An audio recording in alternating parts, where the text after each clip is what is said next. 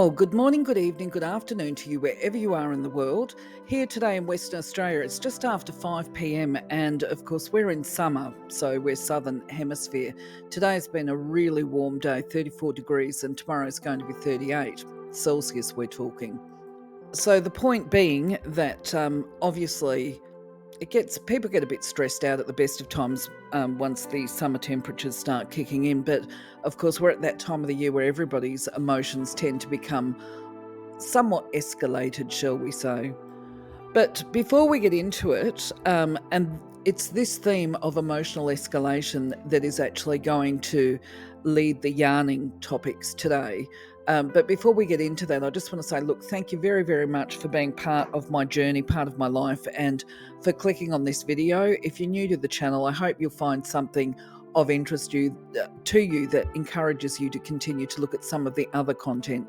I've got a number of playlists up, and this channel is dedicated to people getting the strategies and information they need to be able to help themselves and create their own life in the way that they would like. And of course, coming into New Year, this is when we're all contemplating what do we want the next year to look like. So of course, we've got one more video after this one before we get into that New Year's stage. So for today, though, if you're a returning visitor, before I get into it as well, I want to acknowledge the fact that you're a returning visitor and say thank you to you for that as well. I remember why I mentioned the weather now. I forgot temporarily, and that is because when it's hot like this, we actually don't spend a lot of time outdoors. We tend to stay indoors a lot. And of course, my little puppy dog has now come to life because it's starting to cool down. So you may hear him thumping in and out with a squeaky toy because he's really quite energized. I just want to say too, for the newbies, that everything that I put up on YouTube, as far as these videos go, I put timing chapters in so that you can just jump to the areas of interest to you, just in case I go down a tangent, so you don't have to listen to stuff that you're not interested in.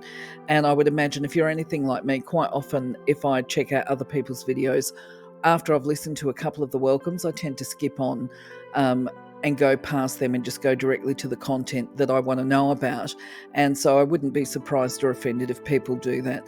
The only thing is that sometimes I might say, like today, I might include a little bit of extra information about where this video is going and what motivates me in the direction of the yarning. So if you're new to the channel, you might not be aware yarning is a word that in some ways I wished I hadn't picked for this playlist, Sunday Yarning, because yarning is very Australian as far as the terminology or colloquialisms go.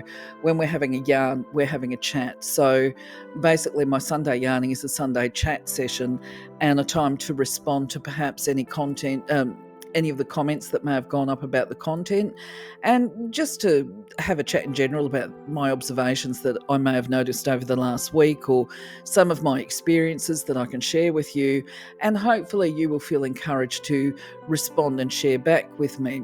So what more can I say before I get into it today? Oh, just that it's already been challenging today. I've been trying to get ahead of myself because what I recall from last year is that YouTube seems to really slow down because we're coming into the holiday season. Everybody's trying to get their content up before they go on break. And what happens is it takes a long, long time to load anything.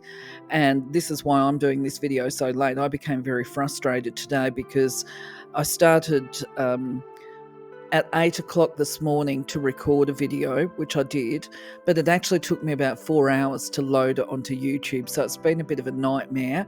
And because of that, I'm actually going to try and record everything and upload it fairly quickly, I guess, as far as in advance, so that I can try and avoid some of these issues around the upload time. But anyway, let's get into it. So before I do the channel update, I'm actually going to talk with you about the fact that I did the Tarot and Tea night again this week. And for those people that are new to the channel, you may not be, well, you won't be aware that basically once a month I attend what's called a Tarot and Tea night, and I go and I practice doing my tarot readings just to keep my finger on the pulse, shall we say. This week I had to try out a new deck of cards. That's just by the by. But I do it, and it's something that I enjoy. Anyway, where I'm going with this is this particular week, I observed with another lady who is also a psychic, and we said that we would define the evening the other night with all of these people as being PTSD heavy. It is a women's night, but there was a lot of, I would say, very brave women that were there trying to wade the waters of emotions with this aim of empowerment and healing so that they can at least retrieve function or maintain function in their lives. And the thing was, obviously, the PTSD presented differently for different people, and there were different triggering factors, different causes for the PTSD. I think I did 4 readings, and of those 4, all of them had PTSD, and I'm aware that there were other people with PTSD there as well. Now, many people, they might not have a diagnosis of PTSD, okay? That, at the end of the day, this is a label really of an emotional experience. And for some of these people, it's actually workplace mobbing, and where they've actually had to take time off work because it was so severe and the impacts on their health was so bad. But anyway, where I am going with this is, whether you've got PTSD or not, the strategy that I'm going to provide in a little while is actually going to be very beneficial to managing emotional responses and triggers. And of course, when we come into this Christmas time of the year, it's not always pleasant for everybody. And, you know, the bottom line is, even if you do have happy family Christmases, there usually is some kind of family drama that happens between 1 or 2 members of the family that can impact. So, as part of managing stress and tensions and that kind of thing, this is what today's video is about. Oh, and I should have mentioned, for those people, because I will actually go into delivering readings again in the very near future. That's part of my plans for next year, is that my style of readings actually goes right in, it digs in, and that from there I'm able to provide people with strategy, certainly for managing emotions, thoughts, and creating the change that they want to do or have in their lives. And of course, we all want 2025 to be the most productive yet. Before I go into some of this strategy, other situations that people were addressing, if it wasn't workplace bullying, there were people recovering from violent domestic relationships, shall we say, and then other people battling the system because they're caring for elderly people, all sorts of things. And then the other thing too is, there is a condition called vicarious trauma, and that's when people work in human services fields with people who have experienced some pretty deep trauma. And so sometimes they can actually pick that stuff up as well, at least energetically, if not emotionally. It's where they come home from work and they can't let it go because they know they don't want to miss out or forget to do something for a person that's been traumatized. But anyway, let's get on with the strategy that I can give to you today. So, as many of you will be aware, I've actually put up a lot of content over the last 12 months, 18 months, and it's not all about drawing on the spiritual, because obviously I've got my Bachelor of Social Work and I've also done Masters of Counselling to a level. I didn't do my prac, so I've got to be very clear, I'm an undergrad with the counselling. So it's not all spiritual stuff. A lot of it is practical content that I have learned through my studies. And so I will start with the practical, because the practical tends to be what most people recognize initially in the first stages of when they start to get distressed and upset. And usually it has been because there has been a boundary crossing. We all have that line in the sand, if I can speak, that line in the sand, which is, I'm happy until X, Y happens. And somebody may not recognize the boundaries. They may have forgotten. You might have told them before and they've just forgotten in the moment. And they cross that line in the sand, and then there becomes this emotional response or reaction to the boundary issue. So I've got the video up on managing personal and relationship boundaries and how to address that. Just a reminder too, I'm going to put the links in the description here as well so that you can go and check it out. But when we talk about personal and relationship boundaries as well, it's not just about recognizing when they are crossed. Prevention is actually better than a cure. And prevention could be quite simply saying, listen, I'm a little bit escalated at the moment. I'm feeling very sensitive. I've got so much on my plate, to your loved ones. So please do X and Y. I need this right now, or whatever. So it's being able to be assertive, but they might, and be aware, they might turn around and say to you, well, that's all very well and good, but I've got X, Y, and Z happening and I'm feeling pretty stressed too. I'll try not to offend you, but if I do, can you please just, be calm about it, okay? That is what might happen. And if you do get triggered, and you're not able to have that conversation because you're not in a calm space to be able to be assertive, there is other things that you can do to manage your emotional reactions. Now, while there are other videos that I've got up and I've put in the self-help, such as managing your own anxiety levels and mental health, this is actually a really good stopgap one. And in fact, you don't have to listen to me because I've actually just put music on this one and it just plays. And I do realize now, as I put this one up, I went searching for the video so that I could put it here, and I thought, oh gosh, gee, this one's so old that actually I need to fix this one up. And I will potentially put that on the list of to do for 2025 just to update it and make it fit in with the rest of the content. But either way, breathing. I know if you're not familiar with things such as breathing technique, it's actually a brilliant way to manage the emotions, especially when we need to calm ourselves very quickly. So in this particular video, and it could be a taste test for you. If you watch this, feel free to go on Google and look at other content, if I can speak, content creators, and see if they've actually got something that's more formal, that grabs your attention or whatever, or encourages you to practice the breathing. Now, the mainstream one is referred to as box breathing or circular breathing. And it's promoted everywhere as a calming technique. But I just want to remind you, it's actually used by the military. Oh gosh, what are they called? The ones that go into the high pressure situations, not the Marines. They see something or other. The US, in Australia, we call them SAS. We've got special agents or whatever they are. And in the US, they've got a different name for it. But either way, these high level military persons, they need to be able to be calm in any form of crisis situation because it can be life or death for them. So what this video does is just gives you some strategy, some information on the different types of breathing that you can do within an urgent situation. So this particular video that I've got here, the spiritual boundaries and protection, this takes it to the next level. When we think about mind, body and spirit, nothing happens standalone, okay? So if somebody physically does something that upsets us, and it could be that we haven't put our boundaries up effectively, we may not have been clear with them, or we may have been flexing them, being too flexible. We might have been saying yes when we actually meant to say no, as a prime example. And it's the physical boundaries that show us what is also going on spiritually or energetically. And of course, I'm talking about your aura here. So the aura can become depleted as well. So if we want to maintain health and well-being, we've got to actually look after our aura and the boundaries of our auric body. And there are things within ourselves that can deplete the energy in the aura. And quite often this is our thoughts, okay? This can be the negative mind chatter, the scripting.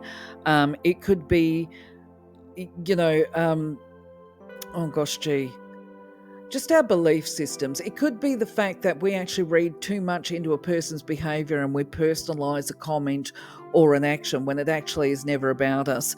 And I like to give examples, so let me have a think of one.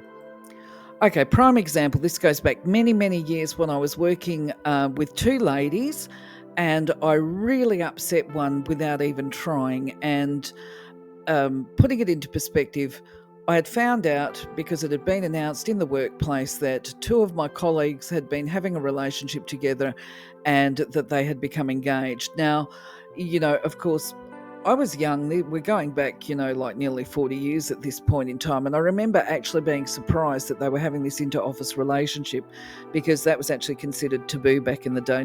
Back then, it was a case of if you were going to get, actually, I'm not going to go down that pathway. I made an assessment inappropriately. I was young, okay? And I thought, what a bizarre couple, as you do. It's not unusual. Many of us will think these things at different times. But my thoughts were running to, what a bizarre couple. But because I thought she was lovely, beautiful, very grounded, I actually really quite admired the woman. And if I wanted to be really harsh and honest about it, I actually felt she was too good for the guy that she'd become engaged to. But either way, I have made some tactless response along the lines of, oh, wow, really? Gee, I didn't sort of see you two being a couple. What I didn't take into account was that she was incredibly insecure. So she personalized my comments to be negative about her. And apparently she spent time in the toilet crying at work. And I did feel dreadful, but actually she wouldn't talk to me again after that. So, you know what I mean? That's one of the worst case scenarios. It's not how you want things to go. As I said, that was nearly 40 years ago. It was a long time ago. But this is about, there was a whole massive reaction there, is a prime example from this lady, where she perceived my comments to mean something that they weren't. And it was never intended to be offensive to her. And realistically, if she was a little bit more assertive and a bit more confident in herself, she actually could have asked me to clarify what I meant by that. And I probably would have been able to come up with something more tactful along the lines of, well, you're a country girl and he's an urban boy, something that's not offensive. But anyway, I've digressed. I've gone down that rabbit warren that I always talk about. Okay, so basically there is a whole video on that. Everything's got the timing chapters on it as well, and you can jump from one to the other and get some strategy there on maintaining your boundaries and self-care within this from an energy perspective. And I'm pretty sure in that video that I actually have a strategy or a technique that's called taking out the garbage. Now, if it's not on there, it's just a way of clearing your aura at the end of each day. If I haven't got on there because I haven't watched it for a while, let me know and I might just create a short video for you. Now, in this next video, I've called it Heal Your Broken Heart, but it actually has a whole strategy in there of what we call cord cutting. Now, I'm putting this one in because those people that have experienced significant trauma, such as coming out of a violent or abusive relationship, or basically where they're still recovering, even from the workplace mobbing, okay, it's good for those people that ruminate, where if they find their thoughts going over to what happened, the past, and then they can see the person, they can do a little activity, exercise, cut the cords on that situation so that they can come back to the present. So it is about, refilling your cup. And I think another way of explaining it is, there's a saying somewhere around along the lines of, when somebody has hurt you and you find yourself thinking about it, it's like, rats in your head or whatever, that these people, if you're ruminating and stuck on what they've done to you, they've already moved on. They're past it. They're moving on happily in their lives while you're stuck in the past thinking about the hurt and the pain. So the idea is to move beyond that hurt and pain. And this activity is one that will support you to do that. Now, whether we have a history of trauma or not, when it comes to this activity, it's pretty well irrelevant. This is about spiritual hygiene. This is about keeping your aura clear, your energy levels clear and bright. And I call it spiritual hygiene because at the end of the day, it was a term that was coined to me by a lady that was my mentor going back about 15 years. And because this should be practiced at least daily. And so the way we talked about it was, nobody has a problem. They don't give a second thought about the fact that, actually, if you want to be physically healthy, you actually need to have a shower at least once a day. I mean, you can have some variations depending on climate, of course, but the idea is that you have daily showers, you brush your teeth at least once a day, preferably 3 times a day, these kind of things. Now, spiritual hygiene is the same. We need to be doing it at least once a day. Twice a day is better. First thing in the morning, last thing at night. best way of doing spiritual hygiene. But if you're under a lot of pressure, or if you've got PTSD or some kind of other anxiety type disorder, spiritual hygiene actually helps you to stay grounded, balanced, emotionally calm, and you're able to keep that handle on any turbulent feelings that occur. Now, the video might be a bit on the long side, as is usual for me, but the activity itself actually isn't. And as with all new things, it might take you a little bit longer the first time you do it. So you could run it through your head before you actually even try it. Um, but I think the first time I tried anything like this, it maybe took me about 15 minutes because I was trying to do it all right and that kind of stuff. And then after a while, you're able to get it down to about 5 minutes. And then after a little bit more, in fact, very quickly, it just depends on how quickly you adopt these practices, it's actually really easy to do under the shower in the morning. So, a couple of minutes, you can get this activity done at the beginning of the day. If you're in the workplace, if you've got PTSD, one of the recommendations I made to the lady at work at Taro and Tea was that if she starts to feel overwhelmed in the workplace, all she has to do is say, "Excuse me, I need to go to the toilet," because nobody is ever going to quibble when somebody says, "I need to go to the loo." I said, and go into the loo, I said, and just spend a couple of minutes in there doing your breathing, doing your spiritual hygiene, and then come back out and face the workplace again. And she'll be able to do it so quickly, nobody will even know what she's doing.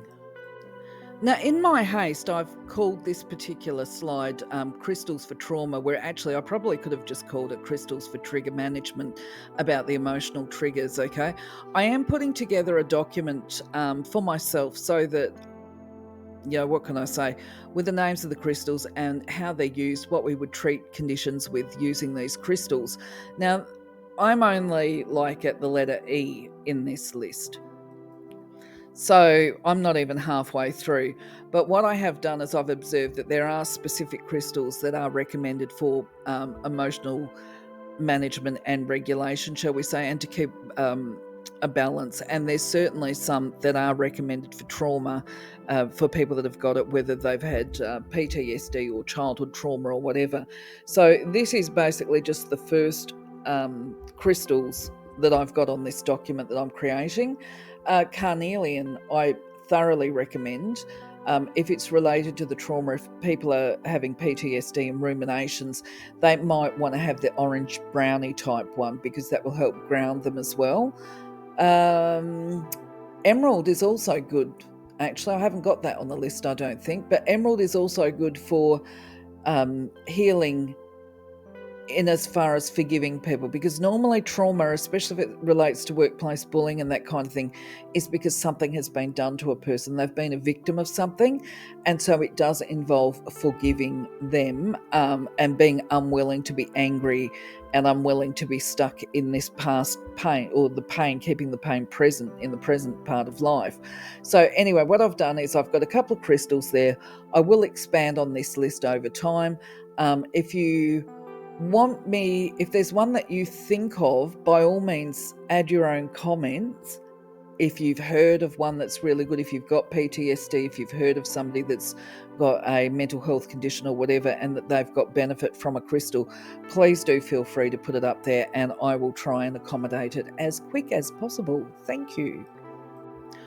So, my friends, as I said, I'm going to have the links to all those different videos in the description for the yarning video when I load this one, so that you can go to them. And just a reminder that there's the timing stamps. So now for the channel update and the content. So the first things are, of course, crystal stuff is still going on. They're going along fine, besides the fact that I have had some issues with the thumbnails with the shorts loading on YouTube, and obviously today, coming up to the holiday period, it's been taking me forever. So I've had to do some reloading and recreating some of the shorts, okay? Now, the other thing too is my intention, based on feedback that I've received from people, is to put some posts up. I think, what did they say, Instagram or Pinterest or something like that, that I should put on there. But I've got to change the format. So it's, yeah, I'll do it. I'll get around to it. Right, what else? just it's rocking along. As far as the full videos go, you will have seen the Celestite video go up this week. Celestite, of course, if you have not managed to see it, Celestite is actually one of my favourite crystals, and it is one that I actually hold before I do readings. And I've got a lot of Celestite around the house. It is just, just something I love. I also loaded the citrine video. That one's up now. So for those of you that are struggling financially or might want to manifest or whatever, I would certainly consider investing into some citrine as part of your crystal collection. It's a magnet to money, abundance and prosperity, things like that. So it's something that everybody likes to have. If you're actually going for the manifestation of prosperity, I might just make a recommendation here. Smoky citrine. Look into it, okay? You'll get some information on this video anyway. Next week, of course, I'm going to be publishing some other ones. Like I said, I'm loading them in advance so that they can publish. So rose quartz has been the one that's been fun and games for me today that took about 4 hours to upload. But either way, at least I know it's there now and it's ready for you to access when you get time. Rose quartz is just such a beautiful crystal. It's actually called the stone of love. And I know that some people are not attracted to perhaps say pink crystals because they're not into pink. You know, a lot of us are a bit like that. I'm not particularly a pink girly girl myself, but rose quartz comes in different shades. So if it's not the bright pink that you're into, you might prefer one of the paler type rose quartz, or even the clear, transparent type rose quartz, but it's got a very gentle and beautiful energy about it. I'm still working on carnelian and the transcript for that one, but that one will be loaded as soon as I can get it up there as well. And I thoroughly recommend this one. And I'm actually really excited because I've been working with carnelian a lot more recently. And I just checked postal tracking. I'm waiting for a pendant to come in from overseas. And it's one of those brownish orange type carnelian pendants. So I'm really looking forward to having that one. There's just something about carnelian that I'm attracted to at the moment. And this might be because I'm doing a lot of creative stuff. But anyway, that video will be up for you. Now, I must say, if this audio transcript is a little annoying for you, I do apologise. Look, one day I might get better at doing the recordings, okay? But I think I heard myself with the overpronounced P's sounding not so good, but I'm not sure. But if that's how it comes across, I'm not going to re-record it. I'm just going to say sorry, thank you for your patience, okay? Now, for newbies, oldies, or whatever, so it's either a reminder or letting you know, we've got the Angel Magic playlist. Now, I always say it doesn't matter if you don't believe in angels or celestial beings or not, because if you're able to put in place some of these strategies, in my experience, it starts to work. It makes a massive difference. If you're not aware of this, I didn't always believe in angels, okay? I thought people that believed in angels were somewhat slightly bats. I have changed my viewpoint over the years, obviously. But anyway, we've got the Angel Magic playlist. And the reason I'm referring to this again is because I'm providing strategy for emotional regulation over the holiday period. And I will talk about some of the angels and some of the strategy that you can do. What have I got? I'll make some recommendations. And just a reminder, when you call or invoke the angels, you always call upon the Creator first, okay? And you always follow with gratitude. So if upon reflection, speaking of gratitude, you find that you're not a person that expresses gratitude or thanks very often because you just don't think about it, and I'm pretty sure there's a lot of people out there these days, it's so important, I've got to reiterate, it is so important to have gratitude from an energy perspective, because when we are grateful, energy is magnetic, remember? So when we are grateful for something and we've got gratitude in our personal energy fields, we're actually like a magnet for abundance. This is, we attract more experiences to be grateful for. Now, if you need to work on gratitude as part of incorporating this into your aura, then this video is for you, okay? In fact, actually, look, I'll be quite honest and just say, quite often I forget to be grateful. Okay, quite often I forget to say thank you. So what I have learned to do, because I'm talking about particularly when I'm doing readings and communicating with people's guides, quite often now what I do is I say thank you in advance, because I know that as I ask, so I shall receive. Because ideally, I would say thank you after the event, but I find I get distracted because I might be excited about something and I forget to, and then I think about it maybe a couple of hours later. And also, I had a bit of a revelation the other day. It was because I was in the garden, and this business of appreciation and gratitude is quite often to do with perspective. When I was in the garden, I was saying to somebody, quite often when I'm out there and I'm doing my work and I just see the black spots and I'm continually picking and thinking, oh my goodness me, the plants aren't doing well. What am I doing wrong? All of that stuff. But I had to take a photograph, and I took a photograph of my garden, and it's absolutely beautiful. And I thought, this is about perspective. When you stand back from the problem and you look from a different position, shall we say, all of a sudden the beauty just slaps you in the face, for want of a better description. So anyway, angel of gratitude, Unium. Now, Archangel Michael is a good one to call upon, especially for activities such as cord cutting. And if you are becoming overwhelmed by negativity, the only thing that I would say is, if you think about when you draw upon Archangel Michael's energy, he is removing. It's like getting that glass of dirty water. He's taking all the slops out and he's leaving the clear behind.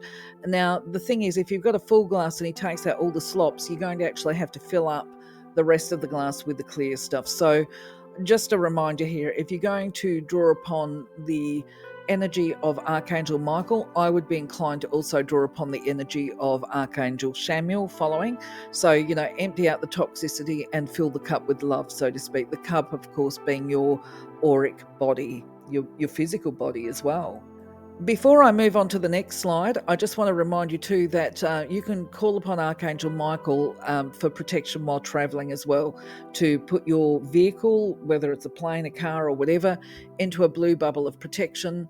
Um, yep, all right, I'll leave that and move on to the next one. So Uriel, of course, is associated with the orange chakra, if I can speak, the orange chakra, and this includes the emotional regulation, managing our responses and reactions.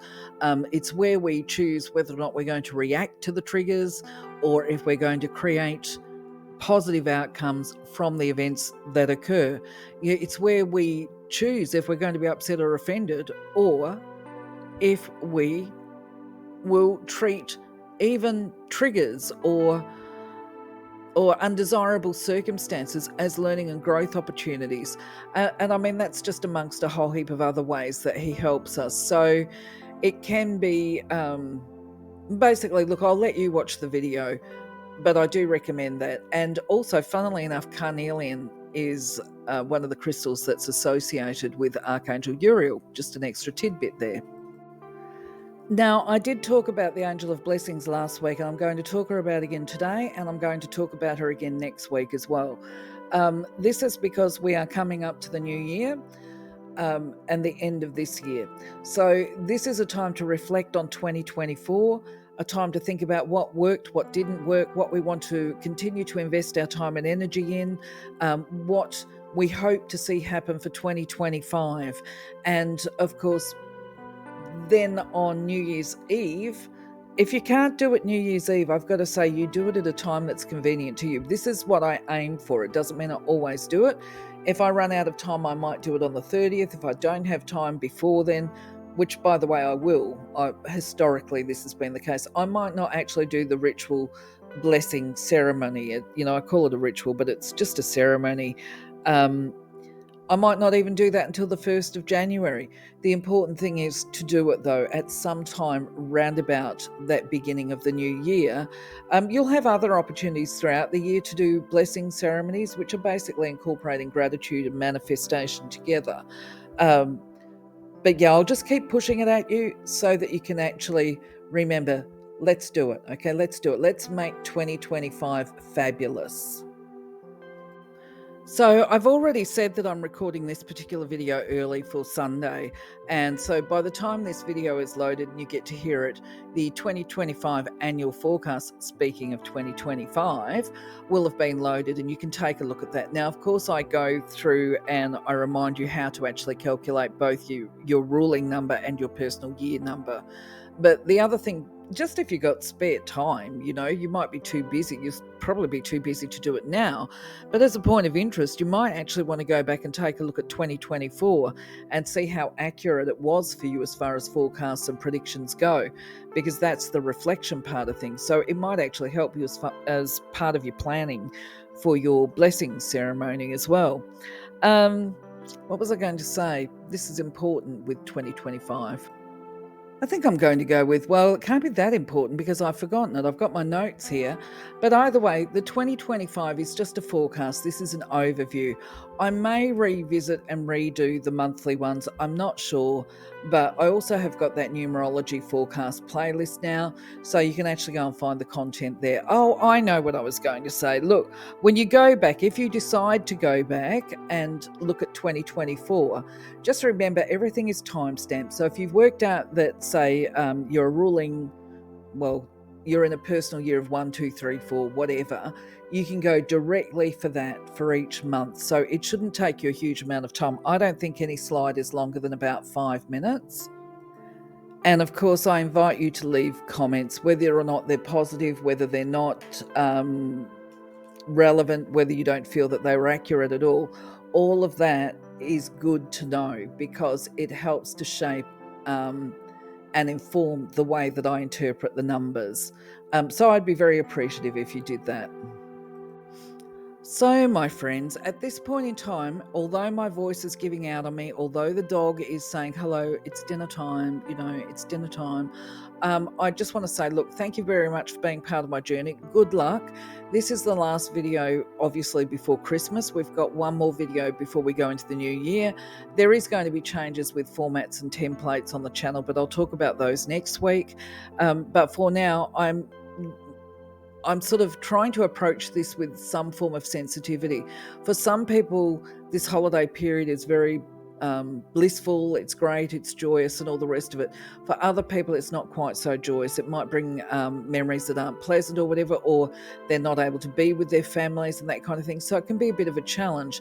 So, what I will just say is have a peaceful holiday season, a peaceful and a safe holiday season. And I will catch you on the 29th of December, because the most important thing right now is stay safe, stay well, stay calm, stay peaceful. My thoughts are with you. Have a wonderful, blessed few days. Catch you on the next video. Bye-bye for now, my friends.